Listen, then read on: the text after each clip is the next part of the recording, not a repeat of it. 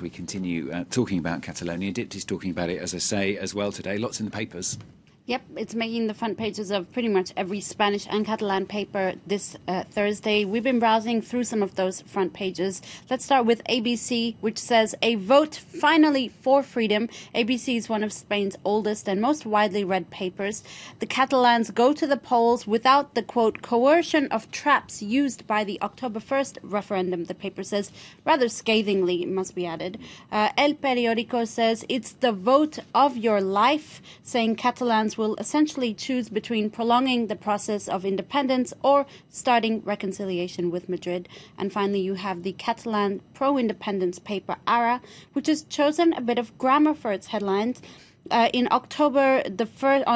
October 1st referendum, we said, "I voted, you voted, he, she voted, they voted." Once again, this time, I am voting, you are voting. So really focusing on the need to go out and vote.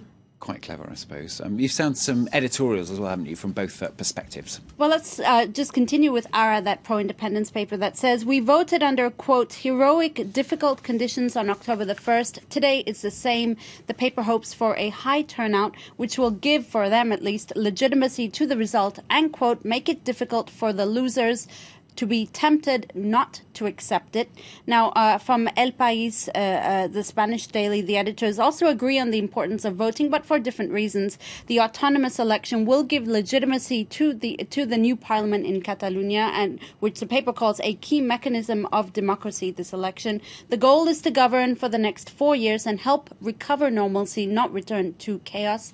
And finally, there's a really interesting piece from The Guardian, which reports on a group of people that Spanish leader Mariano Rajoy is relying on. These people are the poor families who've moved from Spain to Catalonia for economic reasons. They're loyal to Madrid, but they also love the region too. So if they've sort of shaken off their apathy and vote in this election, well, that would mean a new Catalan government that could mend divides and make peace.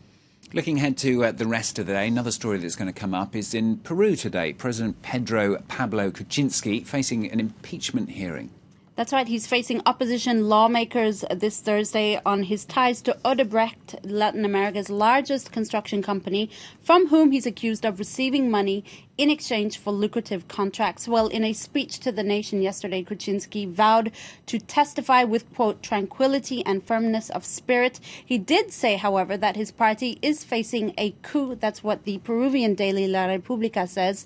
Now, a U.S.-based journal, America's Quarterly, says if he's removed, this would be a shock. First of all, because he's only been in power for about 16 months, so he'd be a very new president.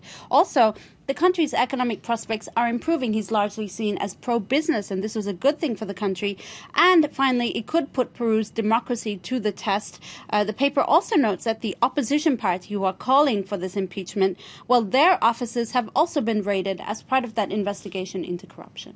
Another America's story now. This is a high-profile American entertainment host quitting over pay disputes. The latest, isn't it? That's right. The U.S. papers have been reporting on this pretty widely. Longtime E! News presenter Kat Sadler has quit the channel because of pay disputes. Basically, her contract was up for renewal, and she discovered that her co-host, who is male, younger than her, and does the same job, was earning twice as much as she was. Big difference. She asked for equal pay, and the channel denied her that. So she said, well, I'm out. I'm quitting the channel. She's decided not to renew her contract. And in a blog post, she said she had to leave because, I quote, "How can I accept an offer that shows they don't value my contribution?" So a very brave move from her. It follows an Australian journalist who quit her post a few months ago over a similar dispute over her male co-host. The Salon, this website, notes that the pay gap may be shrinking, but in the U.S. at least, women still earn about 80 cents to every dollar that men make. Yeah, solve the problem, just have one of us. Helps. Finally, the World Chess Championship in London found itself in hot water. This is over its logo, isn't it? That's right. Let's show you the logo so we can see what can see what we're talking about. I think the problem could... It's pretty obvious, isn't it? I think what so. the problem could be. It's a promotional logo for next year's championship in London. It's drawn attention for what the British Daily calls a pornographic appearance. See what they did there. Drum roll. Many find that the two entwined bodies playing chess is way too suggestive and actually looks like something out of the Kama Sutra. Now, worth mentioning, though, hardcore chess players are upset about something else They're furious that the chessboard in this logo is a 6x6, when in reality they play on an 8x8. So technically, it's not correct. It's fake news. It's fake news. It is it's fake news. Some say that they're trying to appeal to a younger generation, and this is not the way to do it. But I totally disagree, because we're finally talking about chess. So something is worked in this, I suppose. right? That's a good point. The chess championships in London, you said, didn't you? London. Yes. There you go. That's Next the place year. to go next year. All right. Thanks a lot. Look out for that logo. We will. I wonder if it'll last that long. We'll see. Titsy with the papers and Anchor here as well with Business on France 24.